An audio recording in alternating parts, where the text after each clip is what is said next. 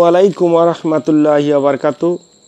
শিক্ষার কারিগর.com ইউটিউব চ্যানেলের পক্ষ থেকে সকল শিক্ষার্থী বন্ধুকে শুভেচ্ছা অভিনন্দন জানাচ্ছি। নিশ্চয়ই বন্ধুরা আপনারা ভালো আছেন। প্রিয় শিক্ষার্থীরা, যারা এবছর আপনারা নিউটনে পড়িতেছেন এবং 2022 সালে যারা এসএসসি পরীক্ষা দেবেন, তাদের চতুর্থ সপ্তাহের বাংলা অ্যাসাইনমেন্ট প্রকাশিত হয়েছে। এ সম্পর্কে আমি কথা বলছি। তো বন্ধুরা, চলুন আমরা অ্যাসাইনমেন্টে চতুর্থ সপ্তাহের জন্য কি লিখতে বলছে সেটি আমরা শুনি। তো এই চতুর্থ অ্যাসাইনমেন্টে এখানে বঙ্গবাণী কবিতার আলোকে মাতৃভাষার গুরুত্ব মূল্যায়ন সম্পর্কে একটি অ্যাসাইনমেন্ট দিয়েছে, যেখানে আপনার যার উপরে অ্যাসাইনমেন্ট লিখবেন তা হলো 1 নম্বরে কবি আব্দুল হাকিমের মাতৃভাষায় গ্রন্থ রচনার কারণ, 2 মাতৃভাষা বিদ্বেষীদের প্রতি কবির মনোভাব, 3 নম্বরে সাধারণ কথোপকথন, বইপত্র, সাইনবোর্ড, ব্যানার, সংবাদ ও গণমাধ্যম ইত্যাদি ক্ষেত্রে ভাষার অপপ্রয়োগের বিভিন্ন দৃষ্টান্ত উপস্থাপন, এগুলি সম্পর্কে আলোচনা করবেন। আর 4 নম্বর হলো মাতৃভাষার অপপ্রয়োগ কমাতে এবং যথাযথ প্রয়োগ বাড়াতে একক বা দলগতভাবে কী ধরনের ভূমিকা রাখা যায় এ বিষয়ক একটি পরিকল্পনা তৈরি করো। এটি হচ্ছে আপনাদের অ্যাসাইনমেন্টের মূল বিষয়। এই 4টি বিষয়ের উপরে আপনাদের অ্যাসাইনমেন্ট লিখতে হবে। চলুন বন্ধুরা, আমরা অ্যাসাইনমেন্টের উত্তর শুনে নিই। তো বন্ধুরা, আমরা শুরু করছি। 1 নং প্রশ্নের উত্তরে আপনারা যা লিখবেন তা আমি এখানে ভূমিকায় লিখেছি যে মা ও মাতৃভূমি সকল মানুষের প্রিয়। মানুষ যেখানেই বসবাস করুক না কেন, মৃত্যুর পর শেষ আশ্রয়টুকু নিজের মাটিতেই আশা করে। দেশপ্রেম সম্পর্কে একটু আলোচনা। দেশপ্রেম বলতে নিজের দেশকে তথা নিজ মাতৃভূমিকে ভালোবাসাকে বোঝায়। দেশপ্রেম মানব জীবনে একটি মহৎ গুণ। দেশপ্রেমের মূলেই আছে দেশের ভূখণ্ডকে ভালোবাসা। আমাদের প্রিয় রসুল হজরত মুহাম্মদ সাল্লাল্লাহু আলাইহি সাল্লাম যখন আল্লাহর নির্দেশে জন্মভূমি ত্যাগ করেছিলেন, তখন তিনি মক্কার দিকে বারবার ফিরে তাকান আর কাতর কণ্ঠে বললেন, হে আমার স্বদেশ, তুমি কত সুন্দর, আমি তোমাকে ভালোবাসি। আমার আপন গোত্রীয় লোকেরা যদি ষড়যন্ত্র না করত, আমি কখনো তোমাকে ছেড়ে যেতাম না। হাদিস শরীফে উল্লেখ, দেশপ্রেম ঈমানের অঙ্গ। অন্য এক কবির ভাষায়, স্বদেশের উপকারে নাইজার মন, কি বলে মানুষ তারে পশু সেইজন। তো প্রিয় বন্ধু, এখানে দেশপ্রেম সম্পর্কে এবং কবির উদ্ধৃতি থেকে আমরা বলতে পারি যেখানে দেশপ্রেমের প্রতি কতটুকু মমত্ব বা ভালোবাসা। তো বঙ্গবাণী কবিতার আলোকে মাতৃভাষার গুরুত্ব আলোচনা মূল পর্বে। সেটা হচ্ছে যে বঙ্গবাণী কবিতাটি কবি আব্দুল হাকিমের নুরুন্নামা কাব্যগ্রন্থ থেকে সংকলন করা হয়েছে। মধ্যযুগীয় পরিবেশে বঙ্গভাষী এবং বঙ্গভাষার প্রতি এমন বলিষ্ঠ বাণীবদ্ধ কবিতার নিদর্শন দুর্লভ। কবি বঙ্গবাণী কবিতায় তার গভীর উপলব্ধি ও বিশ্বাসের কথা নির্দ্বিধায় ব্যক্ত করেছেন। আরবি বা ফার্সি ভাষার প্রতি কবির মোটেও বিদ্বেষ বা রাগ নেই। এইসব ভাষায় আল্লাহ ও মহানবীর স্মৃতি বর্ণিত রয়েছে, তাই এসব ভাষার প্রতি সবাই পরম শ্রদ্ধাশীল। যে ভাষা জনগণের বোধগম্য নয়, যে ভাষা অন্যর সঙ্গে ভাব বিনিময় করা যায় না, সেসব ভাষাভাষী লোকদের পক্ষে মাতৃভাষায় কথা বলা বা লেখাই একমাত্র পন্থা। এ কারণেই কবি মাতৃভাষার গ্রন্থ রচনায় মনোনিবেশ করেছেন। এটি হলো বন্ধু প্রথম 1 নম্বরের উত্তর। এ পর্যায়ে 2 নম্বরের উত্তর কী লিখেছি বন্ধু সেটি শুনে নিই। যে মাতৃভাষা বিদ্বেষীদের প্রতি কবির মনোভাবটা কী ছিল কবি আব্দুল হাকিমের। এখানে আমি উত্তর লিখে দিয়েছি যে কবি বাংলা ভাষা বিদ্বেষীদের দেশ ত্যাগ করার উপদেশ দিয়েছেন। অনেক মানুষই আছে যারা বাংলাদেশে জন্মগ্রহণ করে অথচ বাংলা ভাষার প্রতি তাদের কোনো মমতা নেই।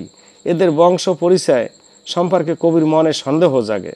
এসব মাতৃভাষা বিদ্বেষীদের প্রতি কবি প্রচণ্ড ক্ষোভ, তাই তিনি সখেদে বলেছেন, এসব মানুষের নিজ দেশ ছেড়ে অন্যত্র চলে যাওয়া উচিত, কারণ এদের স্বদেশ ও সব ভাষার প্রতি মমত্ববোধ নেই বলে কবি দাবি করেন। স্বদেশে থেকে যারা স্বদেশের প্রতি বিত্রাগ, তারা প্রকৃতপক্ষে দেশের ভাষার প্রতি মমত্বহীন। তাদের এরূপ হীন মনোভাব লক্ষ্য করে কবি ব্যথিত হয়েছেন। শিকড়হীন পরগাছা প্রকৃতির এসব মানুষের প্রতি তীব্র ক্ষোভ ও ঘৃণা প্রকাশ বলিষ্ঠ কণ্ঠে তাদের দেশ ত্যাগের উপদেশ দিয়েছেন।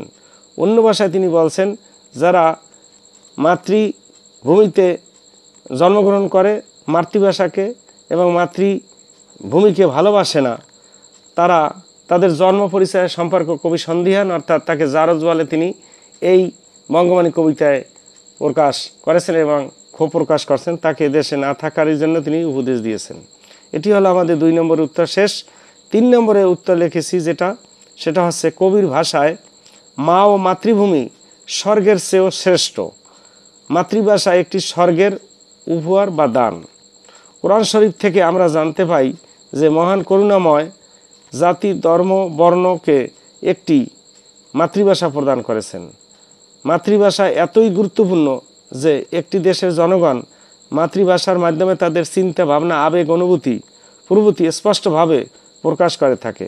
কিন্তু অতি পরিতাপের বিষয় হলো যে আমাদের এই ভাষা সঠিক নিয়মে ব্যবহার হচ্ছে না। সাধারণ কথোপকথন, বইপত্র, সাইনবোর্ড, ব্যানার, সংবাদ ও গণমাধ্যম ইত্যাদি ক্ষেত্রে ভাষার অপপ্রয়োগের বিভিন্ন দৃষ্টান্ত আমাদের চোখে পড়ে। মায়ের ভাষায় ভাব প্রকাশের অধিকার আদায়, বুকের তাজা রক্ত দেওয়ার নজির কেবল বাংলাদেশেই আছে। ভাষা হিসেবে এই গৌরব বয়ে বেড়াতে পারছে বাংলা। এত ত্যাগ তিতিক্ষা, তবুও দেশে সর্বত্র বাংলা ভাষা এখন পর্যন্ত চালু করা সম্ভব হয়নি। বাংলা ভাষার চরম বিকৃতি হয়েছে সাধারণ কথোপকথন এর মাধ্যমে। কথায় আছে, এক দেশের বুলি অন্য দেশের গালি। এক অঞ্চলের ভাষা অন্য অঞ্চলের মানুষ সহজে বুঝতে পারে না, অথচ একই দেশে বসবাস করি। বিভিন্ন অঞ্চলে ভ্রমণ করলে দেখা যায় মাতৃভাষার বিভিন্ন রূপ। আজ বাংলা ভাষাতে হিন্দি, নেপালি, তিব্বতীয় ও ইংরেজি ভাষার সংমিশ্রণ, যার প্রভাবে আসল মাতৃভাষার শব্দগুলো এখন বিলুপ্তির পথে। বর্তমানে বিভিন্ন উপন্যাস ও কবিতায় বিভিন্ন বিদেশি শব্দের সংমিশ্রণ দেখা যায়। এছাড়াও এসব পাঠ্যপুস্তকে বানানে ব্যাকরণ রীতি অনুসরণ করা হয় না। সাইনবোর্ডও চলছে ভুল বানানের উৎসব।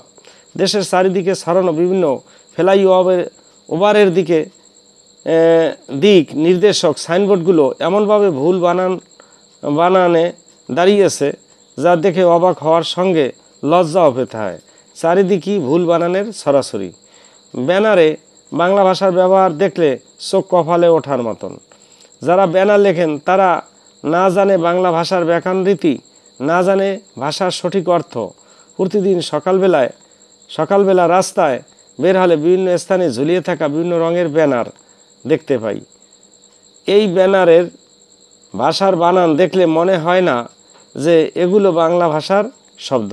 ব্যানারের বিভিন্ন বিদেশি শব্দ পাশাপাশি বাংলা শব্দগুলোর বাংলায় যা দেখে মনে হয় যে বিদেশি ভাষার শব্দগুলো বাংলা ভাষার সন্তান, যা এইমাত্র জন্মগ্রহণ করলো। তবে আমাদের মাতৃভাষা নিয়ে আরেকটি সমস্যা প্রকট হয়েছে, সেটা হলো বাংলার সাথে ইংরেজি মিশিয়ে এক অদ্ভুত জগা খিচুড়ি ভাষা তৈরি।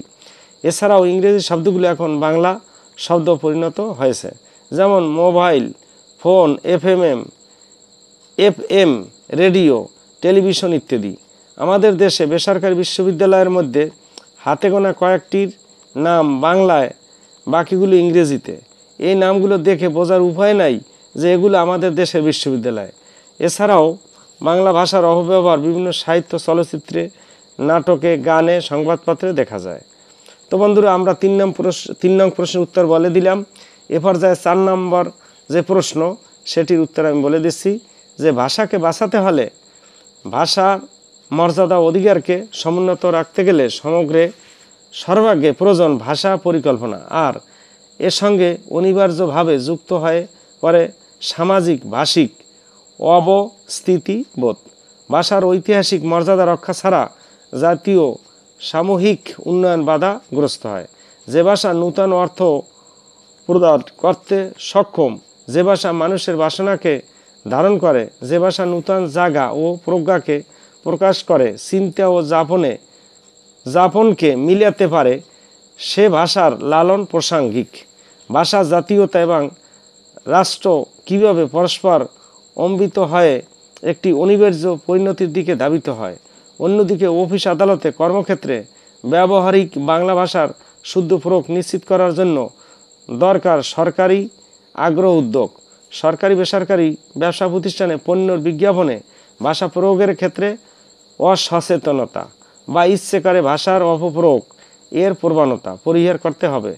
সর্বজনীন বাংলা ভাষার প্রয়োগে আইন প্রয়োগের পাশাপাশি প্রত্যেক শিক্ষিত নাগরিককে এগিয়ে আসতে হবে, তবেই শহীদদের রক্তে রঞ্জিত মাতৃভাষা সবার মাঝে আজীবন লালিত হবে।